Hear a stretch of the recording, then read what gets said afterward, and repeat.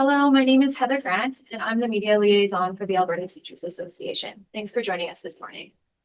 The Alberta Teachers Association respectfully acknowledges that we are located on Treaty 6 territory, the traveling route, gathering place, and meeting grounds for many Indigenous peoples, whose histories, languages, cultures, and traditions continue to influence our vibrant community.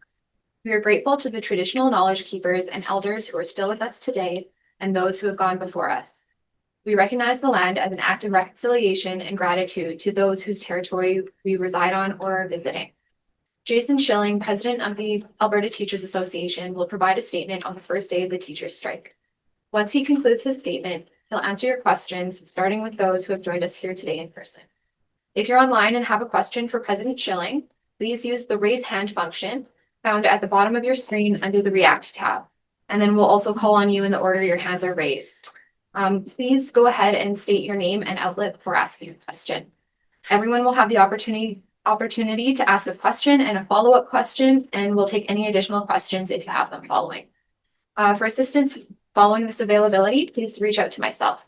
I'd like to go ahead and welcome President Jason Schilling.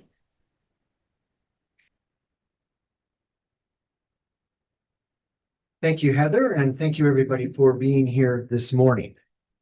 So today is not a day that any of us wanted, but it's a day that regrettably became necessary. Today also marks the largest labor disruption in Alberta history, with 51,000 teachers going on strike across the province. Today our classrooms, hallways, and school fields are empty, and not because we've given up on public education, but because we care too much about it to stand by and watch it slowly erode and crumble from chronic underfunding. This strike is not just about wages. This strike is about the state of public education in Alberta. The government says they don't know what teachers want. Well, yesterday, tens of thousands of Albertans across this province shared once again what teachers want. Teacher-student ratios, support for complex classrooms, and fair pay. We're looking for sustainable solutions, a way to stop our students from falling through the ever-increasing cracks that appear due to a lack of funding. And we refuse to be back in this same fight 5 or 10 years from now. We're striking to break the cycle and demand lasting change for future generations of students and for future generations of teachers. For years, we've watched class size and complexity grow without much needed resources, and still teachers have shown up. For years, we've had to reach into our own pockets and wallets to give students what the system wouldn't, and still teachers show up. We've juggled overcrowded classrooms, added workload, and government policies that were made without listening to the professionals who were expected to just make it happen every day. And still, teachers showed up. But today, enough is enough. Today, we're not showing up in a different way. Not because we don't care about our students and their families. Teachers want to be in classrooms. They want to see their students back at school. It's because teachers are tired of being told to do more with less. We're tired of a public education system that is treated like an inconvenient cost instead of a valued investment for our future. We are tired of a lack of resources for teaching and support for the students who we teach. We did not become teachers to leave our classrooms behind and our students in this way. We became teachers because we want to make a difference. And when the system is broken and in crisis like this one, when the ability to do our jobs is effectively compromised, when the provincial government continually disrespects the teaching profession and its members, then speaking up becomes our responsibility. And this strike is not just about us. It's for the students who can't get the education they deserve because of class sizes and lack of resources for complexity. It's for our colleagues who are stretched too thin, who are burning out and leaving the profession. It's for the families who deserve a sustainable, funded, fully inclusive public education system. And we know the days ahead will not be easy. We also know that we're not alone. This was so evident yesterday. Parents, students, community members, People from all sorts of neighborhoods came to rallies across this province to show that this fight is their fight as well. And we thank them for the support, their solidarity, and the advocacy that they're going to do on behalf of public education in the weeks coming ahead. We're here today because we care, and we will continue to stand strong, stand together until our voices are heard. We will not be ignored in this fight. And let's get our kids back to the classroom, because when teachers are supported, kids are supported. Thank you. And I'll now take questions, Heather. Hi, Julia Wong, SBC National. The Premier is in Montreal and Ottawa today, the first day of the strike. What do you make of her not being in the province? Well, I understand that the Premier has responsibilities for every Albertan across this province, but I would think that the largest labor action in Alberta history would warrant some attention from the Premier. How long are teachers prepared to strike, considering the ripple effects this is having on them, their support systems, families, so on and so forth? No, I understand the impact this is having on teachers, on students, on their families. Ideally, we would want a short strike so that we could get back to work. But we also know that we need to stand up for public education. We're in a crisis right now with what's happening in our schools, and teachers are taking this stand, not only for themselves now, but as I said, for future generations of students and teachers as well. Morgan Black Level Edmonton. Hi, Mr. Schilling. Also in Premier's comments today, she said that she doesn't believe that the two parties are, quote, that far apart. Do you agree with that? Well, we still need to have conversations about how we get to a negotiated settlement if we can get to that.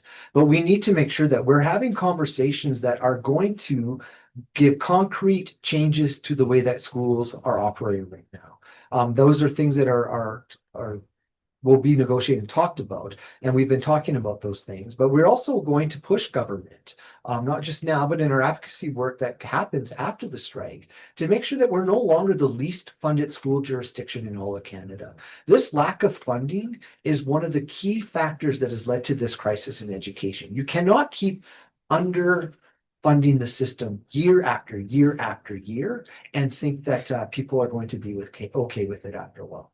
And TEBA had said that they sent the union or the ATA a letter asking for, well, I believe they called it creative solutions, but they hadn't heard back. Like, are you working on these so-called creative solutions to come back to the bargaining table with?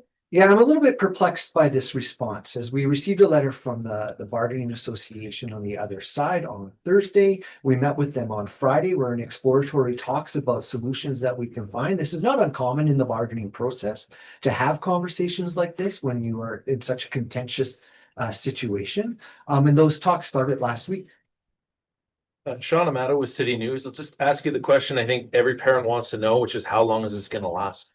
Well, that's a great question, and I can't give you a definite answer about how long the strike will last. Ideally, we would like to be able to get a solution that is going to work in our schools and that's going to work for teachers, families, and the association, but we'll have to see where we go from here.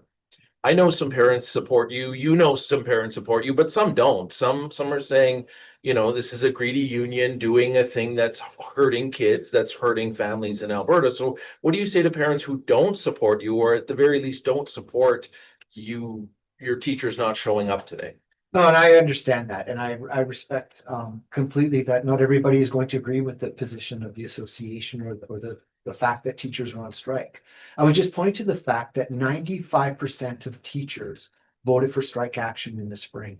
90% of teachers voted against a memorandum of agreement last week. That is a strong, powerful voice that people need to recognize, that teachers across this province are saying we cannot do our jobs effectively and serve our students in a way that they deserve without some serious changes to the education system in Alberta. We're standing up not only for ourselves, but for our students. And I would hope that parents could recognize that. All right, I've got a question out front here. Jackie with the Journal.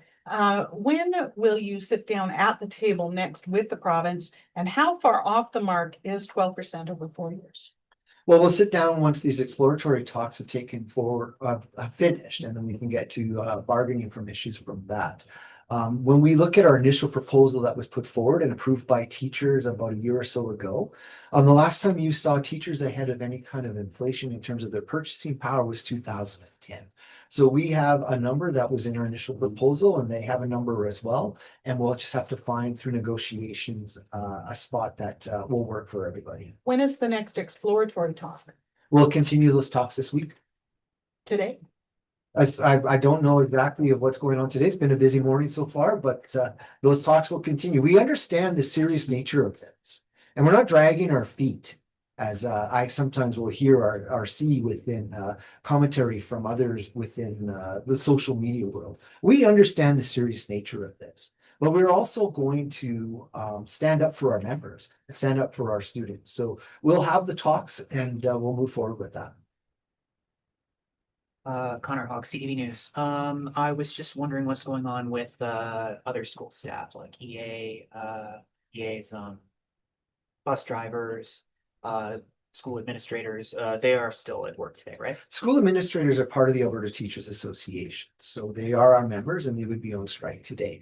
When it comes to other support staff that are working in schools, educational assistants, bus drivers, office administrators, who are working in the front office, that's sort of been a board by board determination of how they're going to do that. I have heard of some are coming into work, they're doing a variety of other things, and some are closed and they're not working. Is there any concern that some of those jobs could be eliminated as a result of the strike if it goes on for too long? Definitely. I mean, these are the things that teachers considered in terms of the impacts of strike action. We understand that these are the people that they work with day in and day out. I've worked in schools up until I became in this role. I've depended on the people working at the front office, the EAs who are working in our schools, librarians who are in our libraries. We work together. We're a team, and we understand the impact this has on the team. Janet French from the CBC. If I'm the government thinking of a strategy for this, I know that the teachers aren't getting paid, they're not getting strike pay. They might just try to starve them out, right? How worried are you that teachers will be backed, by, if the strike drags on, kind of into poverty, forced to accept something they don't want to accept because they can't pay their bills? Oh, and I understand that's a risk that teachers weighed when they voted. They knew when we had our vote on the strike vote and on the memorandum of agreement that they didn't have strike pay. We are paying their health benefits through the course of this, which is critically important to make sure that they're maintaining their health benefits as we go through. If government wants to starve teachers out, then I guess I would question the intent of what government is trying to do here. Do they actually really want to get a deal and get students back in classrooms, or are they just looking to bust a union? Also wondering about the class size cap or pupil teacher ratio that you want. The premier says that that's not possible because there isn't space in the schools to do that. How would you respond to that? Well, so we're supposed to teach our classes in overcrowded spaces because the government failed to plan. So it sounds like an excuse to me. Oh, well, we can't do a student teacher ratio because we don't have the space. Well, schools will get creative with individuals and teachers within the building and find ways to use those individuals to help and support kids. Other jurisdictions like BC, Manitoba, Ontario have these provisions. They make it work. And when I talk to my counterparts across this province and through the Canadian Teachers Federation, they also have overcrowded classrooms. And so they're able to make it work. I fail to understand why Alberta can't. Debate with CP. Can you describe a little bit more what these exploratory talks entail? What does it mean? Well, it's sitting down, and like I said, it's not unusual through the bargaining process to have these kinds of conversations. So it's being able to sit down in sort of a non-confrontational way, talk about what are the issues that either side are having in terms of trying to find a deal and moving forward, seeing if there can be some common ground, and then resume bargaining talks based on those conversations. Are you able to share any reaction again to the government announcement last week with they're paying families or children under 12, $130 a week, the toolkit curriculum? Like, what's your reaction to that? Well, I think it's interesting that we're willing to pay parents, to help them out with childcare costs, but not willing to invest that funding into schools. I know that my colleagues have spent some time looking at these online kits that are being prepared for students and have grave concerns about what the government has put together. Some of the packages that you see are not at grade level. or they're asking students to look at concepts that teachers have not taught yet. They're also very much based from American curriculum. And so teachers have a lot of concerns about that. And we know that parents are going to struggle through the next week or so. We would like to see a solution come forward so that we can get back into our classrooms and that students can learn. Does the ATA have a goal for when it wants to return to the bargaining table? We have no end date in sight or a goal. I mean, we'd have to see how negotiations go. We'd have to see how government responds to the fact that teachers have stood their ground. They said they were going to go on strike if we did not get things in a system that are going to fix it. And they did it. And I'm not quite sure if government expected teachers to follow through on their resolve. But having talked to my members for years now, and I know government likes to say the ATA leadership doesn't listen to its members, but I am a teacher. The leadership of this association are teachers working in classrooms. There's commitment and resolve by our members for this work. Quickly redo Canada. I was wondering, so right now there are no picket lines, or do you have any strike actions planned? Should you maybe lose the support of some parents, or do you have anything planned for the week 7? Well, what we've done in Provincial Executive Council, who's the governing body of the association, made the determination that we would have rallies and demonstrations, but not necessarily picket lines. Because you would have teachers from across the province, they have to picket at their school. And some teachers, there's 4 teachers, for instance, in Bible Community School. And so they wanted to do something that was different. We listened to our members about what they wanted in terms of this action. So our locals are planning those rallies and demonstrations. They will plan for other work that's going on as well as the days go on. And I would invite parents to join those rallies and those demonstrations to show that you too care about education and the fact that your students don't have the resources that they need in their schools. And yesterday, Finance Minister, his office said that they had called the ATA at the bargaining table over the weekend, but that had not been available. That's something you can speak to. They had conversations about this on Friday, and we're available for conversations. So again, I'm perplexed a little bit by that comment. Okay, we're going to move online for questions now. So I've got Jacqueline Wilson. Please go ahead and unmute yourself. Hi, Jackie Wilson with CTV. I just want to first ask, are you worried at all that the province will force teachers back to work like they've done for a previous strike? That's a lever that government has. And when you look at the bargaining process, as I've always said, there's 2 hands on the wheel. And so government has that ability to legislate teachers back. We'll deal with that when we get to that spot, if that's something that should happen. Okay, and then if I can just follow up, circling back to, you were talking about the paying health benefits for teachers. Is that the only kind of way that the union is using their fees to help teachers right now? Or can you talk about some other ways?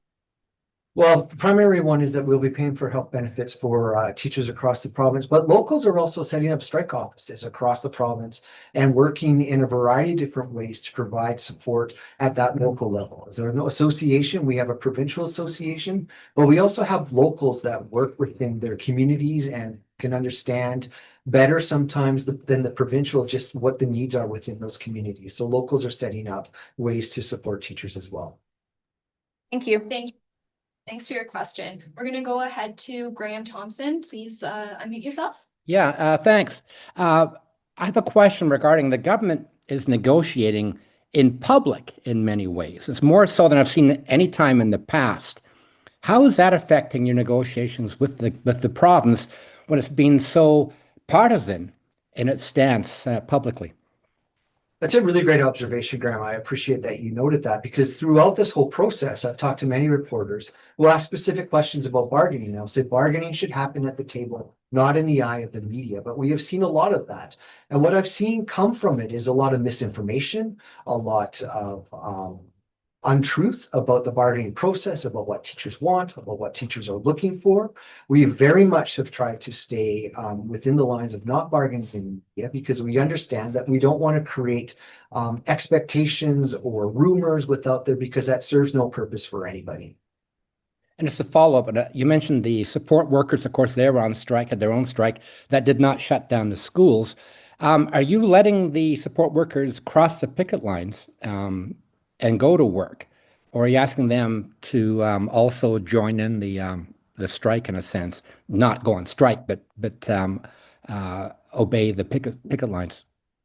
Well, I understand that, but the way that labor code works in Alberta is that different unions sometimes exist within a building and that they need to go to work. And so there's no expectations on our part for CUPE, who are on strike for many weeks this fall for the exact same reasons that teachers are on strike now.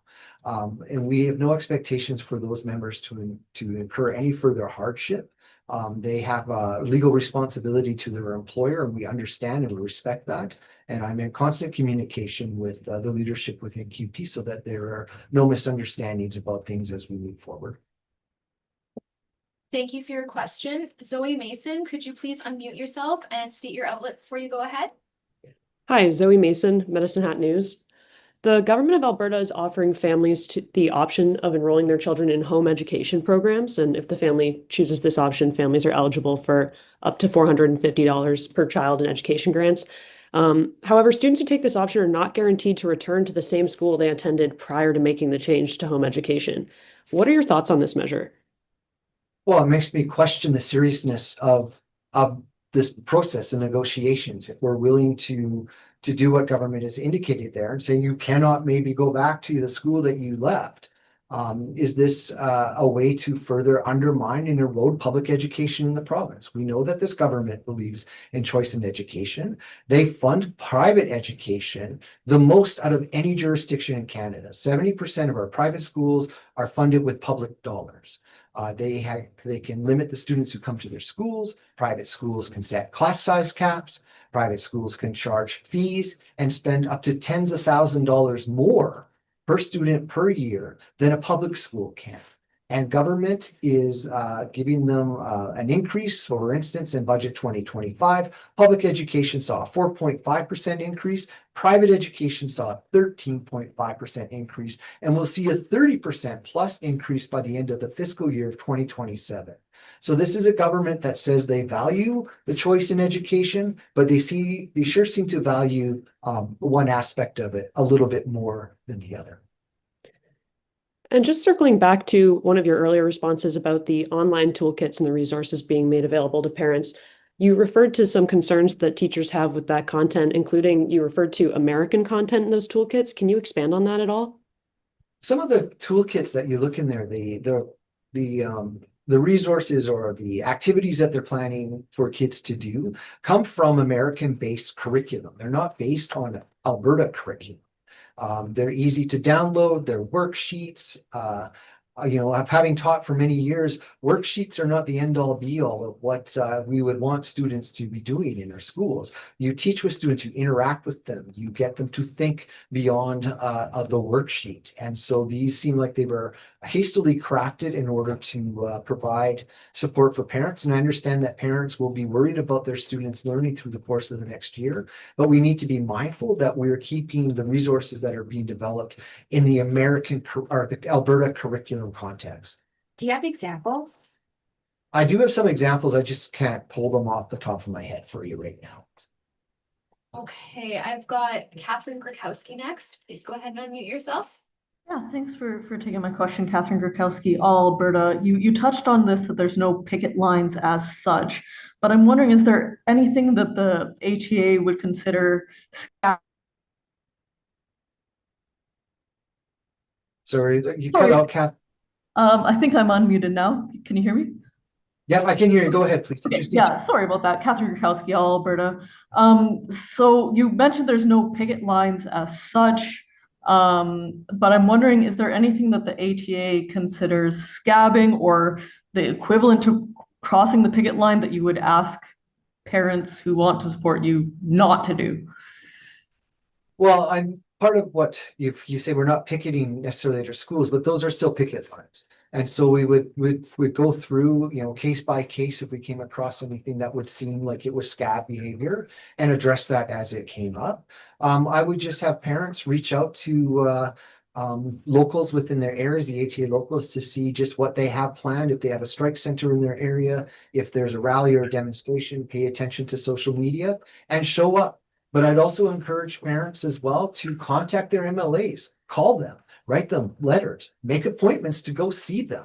Because these are the people who are making the decisions about budget, about financing, and about how we support public education. Again, parents have a very powerful voice in this process, and I would encourage them to be engaged.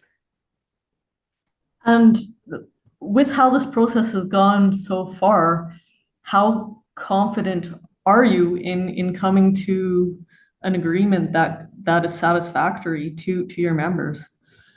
You know, at the end of the day, we'll have a collective agreement. I think I spoke before when we had the memorandum of agreement fail, that it depended on which path we were going to go. Would we get a negotiated settlement, or would we find ourselves on strike? Well, we're on strike, but we still could get a negotiated settlement. Bargaining can happen at any point during this process, and we'll just have to see how talks unfold.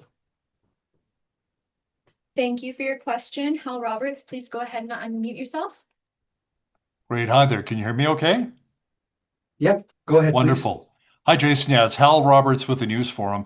You discussed earlier about certain students falling through the cracks. Can you expand on that, and which students specifically?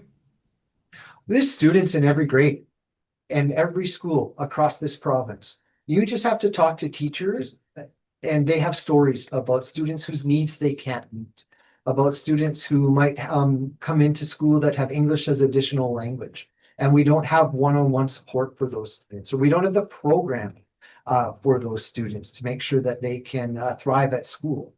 We have students who have special needs that are supposed to have a one-on-one educational assistance, and they don't. They have maybe an assistant for the morning, but they don't have one in the afternoon. We have classes that are so crowded that students don't feel like they're getting that one-on-one attention they deserve to get from a teacher. And I've had large classes in the 40s, and it is a struggle day and day in to help students learn, to work with them one-on-one, to help them. I taught English, so to help them with their writing, to help them with their reading. And you leave the day at the end of the day feeling like you failed.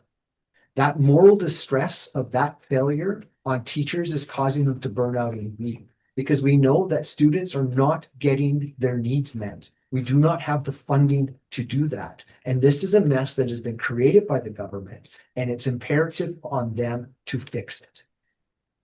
Now, let's also talk about the needs for the teachers here. You've already said no strike pay, even though millions are being collected in union dues. Would you maybe reconsider that if the strike is prolonged for a long period of time?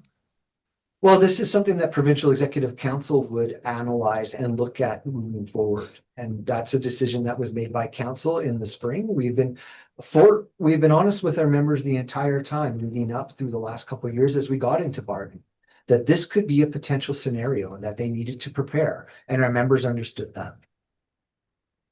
Okay, thanks so much. Thanks for your questions. I'm not seeing any more questions online, so we'll return to the room if anybody here has any additional questions.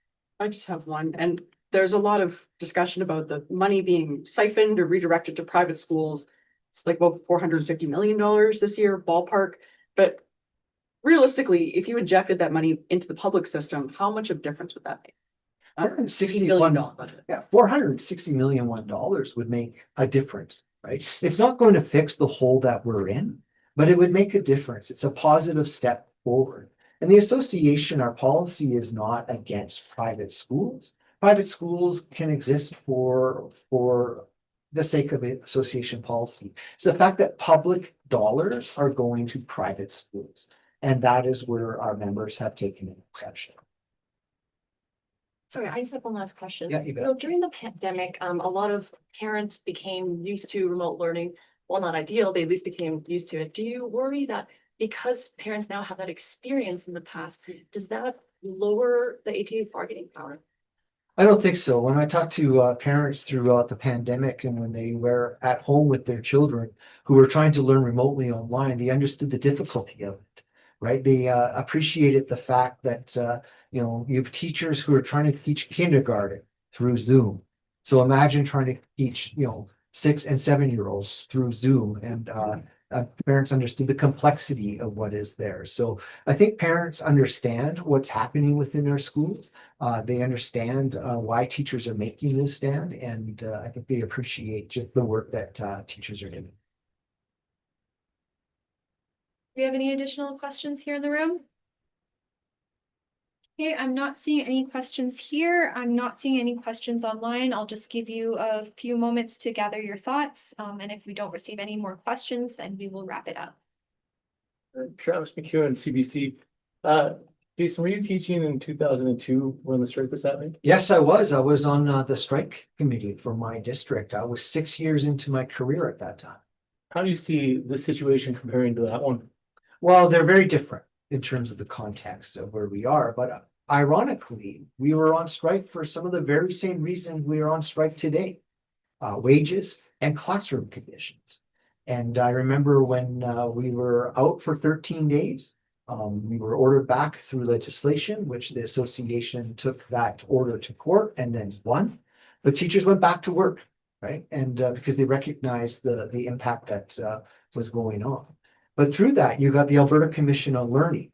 And so the province toured around with a panel, asked questions. I was fortunate enough early in my career to present to that panel as well and talked about what I was seeing in my classrooms. And through the Commission of Learning, you got the guidelines for class size. So 17:1 for kindergarten, 20, I think it's 20 for 4 to 6, and it moves up in that. Government's never put that into policy. So we've had, a large strike, about 20,000 teachers back then. Conversations came out of that of how to make the system better, but governments have failed to address that. Would you do that again? Would you take it to court if the government ordered you back to work? Again, we'd have to look at the context of how that was. The legislation that they used at that time was the emergency tribunal, which we took exception to because it was a part of our charter rights in that. If I get that, I might have that wrong, Janet, just for the sake of trying to scrape my memory with that. But we would look at the context if we ordered back and what our options are. Okay, I'm not seeing any more questions. So I think we are going to leave it there. Okay, well, thank you everybody for being here today. I appreciate it. Thank you, everybody. We have sent out a news release. If you have any questions, they can reach out to myself. We also have a recording available. Thank you so much for joining us.